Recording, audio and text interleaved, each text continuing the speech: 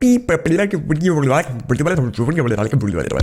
if industrial design were Play-Doh, you'd be that nasty multicolored chunk lumped into a single slightly crusty ball. Thank you very much, Josh, and welcome to Engineer versus Design, The podcast. I'm Adam. And I'm Josh. And today we're speaking with our very special guest. Very special guest. None other than the one and only Mr. Matt Sederberg, founder of a little company called T-Splines, which, as many of you know, was recently purchased in a dramatic and fantastic upset by another itsy-bitsy company called Autodesk. Yeah, and Josh and I were actually recording next week's episode with Sky Greenewalt when we got the same email that everybody else did announcing the acquisition, and Josh and I were frantically IMing with each other while Sky was talking in the background. It was rude. It was really rude, but we were like, what? What? Is this crazy? What?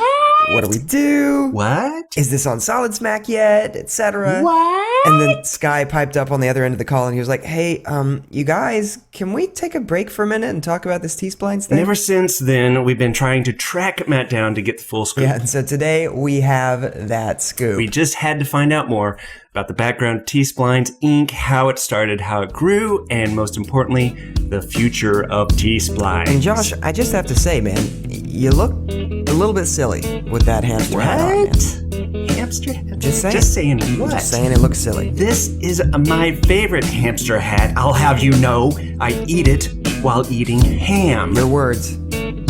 You're wearing a corset and you're really about to make fun of my head. We're gonna have to take this out. First of all, Matt, T-Splines, can you just give us a brief overview for those who aren't familiar with what the product is? Sure. Yeah, so T-Splines is a new way of representing computer models. So I guess many designers are probably familiar with NURBS. It's a technology used in most CAD packages for surfacing. And then if you've watched any like Pixar movies, then you're also familiar with another technology called subdivision surfaces, which is used primarily in the animation industry to model like characters like those in movies from like Finding Nemo or Cars. But what T-Splines says is that it's kind of a hybrid of NURBS and subdivision surfaces that gives the precision necessary for design and engineering, but also gives you the ease of use that animators enjoy when they're making their models with subdivision surfaces. What's your background, Matt? What do you do? Oh, well, my background and what I do are probably two completely different things. But okay. I studied economics in college, and it was while I was in college that my dad invented T-Splines, and we started the company together. So all of my technical or CAD background just kind of was like a dining room table education. That's fantastic. Like, right on. That's very cool. That's so interesting. I mean, why? So he had this great idea, and obviously not even just a great idea. I mean, it's an amazing accomplishment, a technical accomplishment to figure this stuff out. Why was he not interested in pursuing the idea himself? And then why did you become the person to take this idea and run with it and turn it into a business? Yeah, no, that's a good question, Adam. I mean, so my dad, he's an associate dean at BYU, and he really is a world-class researcher. And I guess he's done a lot of. I mean, you mentioned free from deformation or cage edit, but he's made a lot of contributions during his career. But he's got to a point where, and maybe most researchers get to this point where they don't. I mean, they just want to do something useful, right? They just want whatever they do to benefit society. And so, when we looked back at kind of the history of CAD, I mean, you have NURBS, which has been around for like 30 years now, and then SubDs came out maybe 10 years after that. But when a technology is invented or discovered at a university, it takes a long time for that to actually get into industry.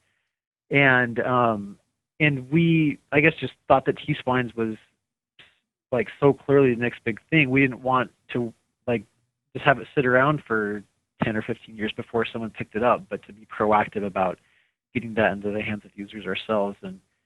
And I guess I was the one that was able to to do that because I was young enough that I didn't really understand how hard that is. Well, that's exactly what I was going to ask next. You know, starting up your own bootstrap company, as Josh and I well know, is really stinking hard. It is a ton of work, and it's not just a ton of work. It's emotionally difficult. It can be frustrating. Was it purely naivety that made you want to do it, or what was it that drove you to want to be the one to carry this and not to just help your dad find somebody that would do it? Yeah, that's another good question. Well, I at the start we did try to find people, and no one was a good fit. So, and just my personality, like I was really excited for this adventure, but I was more interested in success than necessarily being the star player myself. So I was always really interested in finding someone else that I could pass the baton on to that could do it better. But no one, it just kind of days turned into years, and we just kind of grew up ourselves. Well, I mean, and you've built this company up, like you said, for a lot longer than any of us knew. I had no idea that you'd been doing it for so long, nor that it had been such a sleeper for so long. Back in the background, it's really surprising that it took that long, given how important this technology could potentially be and probably will be now that it's a part of Autodesk. I mean, do you feel in a way like you have succeeded, like there's an accomplishment now, or do you feel like the accomplishment is yet to be done and yet to be seen? Yeah, so I mean, I guess just to speak to the time, yeah, it is. It's been a long time, and a big part of that has just been waiting for the technology to mature. I mean, we're on the 4th version of the T-Splines code now. And for how nice some of the user interface and user experience parts of the software are, the background, like the underlying technology really is, it's a beast. And so, that was probably the biggest thing holding us back, was just getting that to a point where it was usable. Oh, cool. So T-Splines quickly established a strong user community. Can you talk about that a little bit and how it formed and how it directed the T-Splines development? Yeah. So first of all, that's flattering that you'd say that. I guess they said that overnight success takes like 10 years or something. There was nothing there for a long time. There were like 3 guys that were willing to post on our forum, and it was. Yeah, it was embarrassing. I mean, some people take their forums down when they have that little amount of traffic because it's not very flattering to them. But yeah, just over the course of time, more and more people chimed in, and the community became something that was really valuable to us. I guess one of the reasons why the community was important is because our background, like we were all kind of straight out of academia. So as far as user requirements in various industries, we just didn't have any background there. So that was good to get informed that way. I guess probably one of the biggest ways that our community grew was we were a bootstrap company, so we didn't have a lot of money. So whenever I would want to go travel someplace for a conference or an event, to pay for my trip, then I'd rent out a room nearby and host a T-Splines training session and then charge people to come. So I was actually able to meet in person a pretty large number of T-Splines users, and so that was neat to have that personal connection that continues. Definitely. I mean, and so back to the product, for a lot of users, including myself, T-Splines fills a gap between surface modeling and solid modeling. What are some of the comments that you receive from T-Splines users about how it helped them, and what are some of the early designs you saw being used or being created using T-Splines? Like we'd have people telling us that they were completing projects in a morning that used to take them a few days, simply because I don't know that the creation of the T-Spline necessarily was a lot faster than creating something with NURBS, but tweaking and editing. Oh, no, that's not true. It is. Oh, really? It's a lot faster.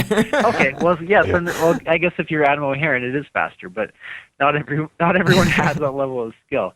But regardless of how fast you create it, the editing and the tweaking is just so much faster in T-Splines than in NURBS. And so that's where a lot of the time savings happen. I mean, other people would just say that the T-Splines, like they would discover designs that they wouldn't have otherwise. Because the traditional design paradigm, right, is you lay out curves, make those curves perfect, and then kind of create a surface from it and then go back to the curves and tweak them and make another surface. But with T-Splines, I mean, you can start with curves, but when you get a surface, you just kind of push forward from there. You can push and pull on the surface and explore highlights and tweaks. And as far as like early designs that we saw, the very first physical model that we ever saw that was made in T-Splines was a really organic branching ring. And this Brazilian designer sent it to us because he was one of the first 3 guys that would hang out on our forums. And it was the coolest experience to hold something in our hands that had been designed using our software. I think especially since like the validation that this software actually worked and actually helped people was really exciting. Wow. Yeah, it's pretty obvious that the greater control over your surfaces and more flexibility with solid is a big desire for both engineers and designers. And T-Splines set the possibilities of this in motion. For sure. How is a technology like this changing what we're able to do, and what's the potential for future CAD apps? Well, I mean, the longer that we've been in T-Splines, one thing that's really come to the forefront is that you can the models that you can make with T-Splines, it's possible to do those using NURBS or other technologies. But what T-Splines makes possible is that like the occasional or the casual user can all of a sudden make the type of really free-flowing organic designs that used to be the territory of advanced like career surfacing people.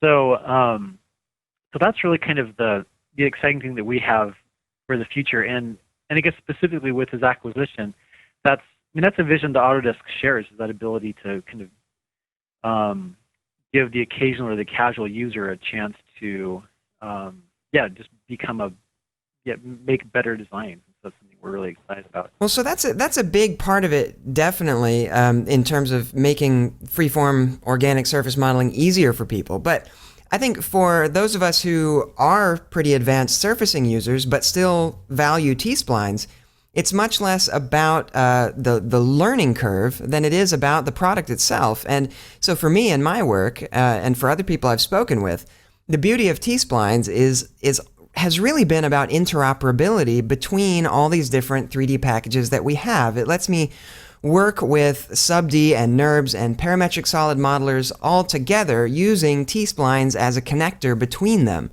And a lot of people were really looking forward to having a full-blown T-Splines for SolidWorks, not just because we want to use it in SolidWorks, but again, because it lets us work back and forth between SolidWorks and Rhino and Modo in my case, or other sub-D modeling packages. What are the possibilities of that still happening now that it's an Autodesk product? Yeah, I mean, you're right. So T-Splines is, it's kind of a Rosetta Stone, right? Like it's a way to get from a lot of places and back into a lot of places. And as far as future products, so all of us at T-Splines and at Autodesk are really excited about the potential in making the process of design more approachable. And we're still evaluating kind of what that future holds. Yeah. So there are lots of possibilities with T-Splines and Autodesk products, I'm sure. Will T-Splines be implemented across the Autodesk product line, or will we see some labs projects or plugins first? Probably. Unfortunately, I've got to stick with that same answer from last time. That there's a lot of excitement about the possibilities here, and I wish I could comment more. Yeah. You're being very, very good, very good and political. Thank you.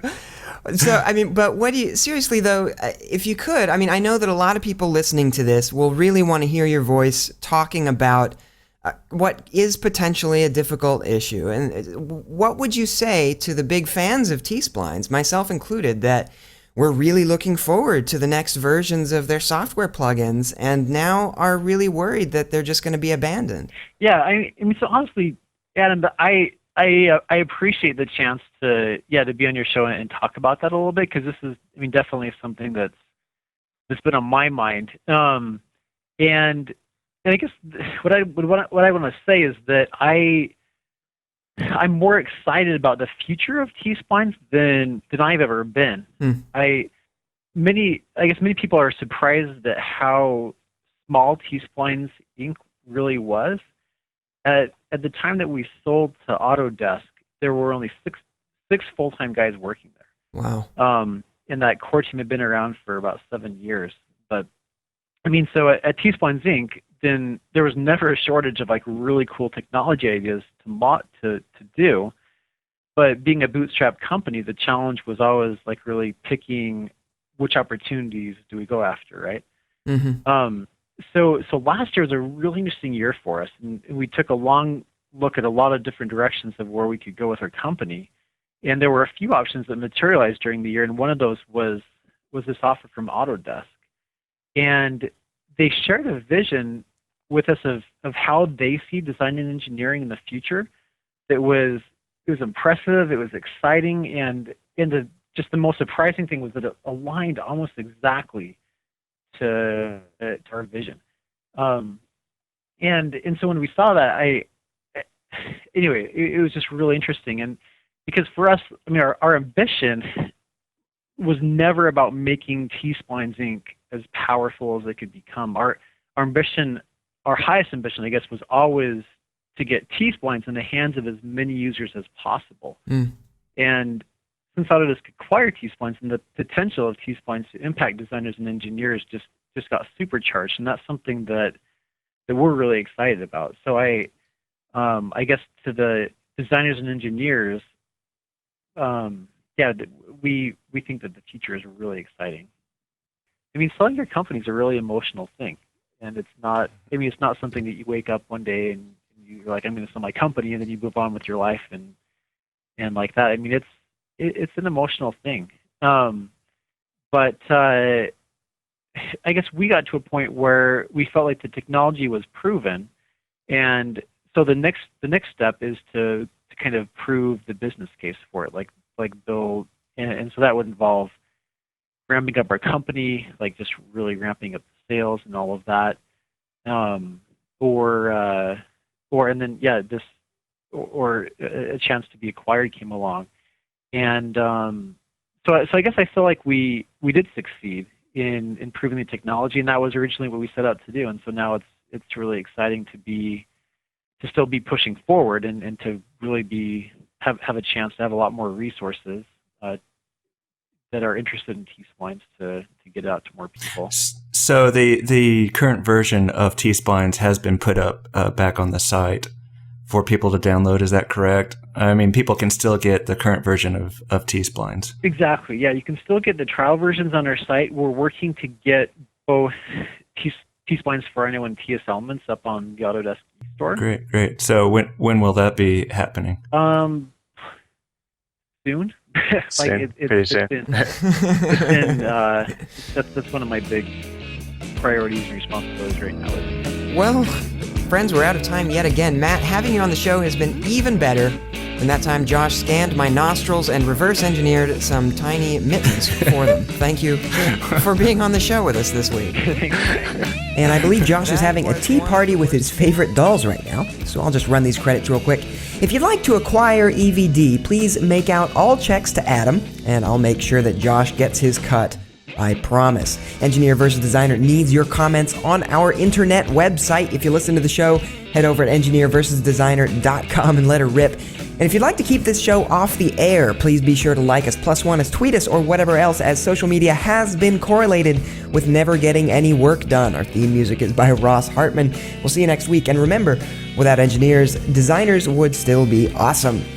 Without designers, engineers would still suck. What? Sweet victory.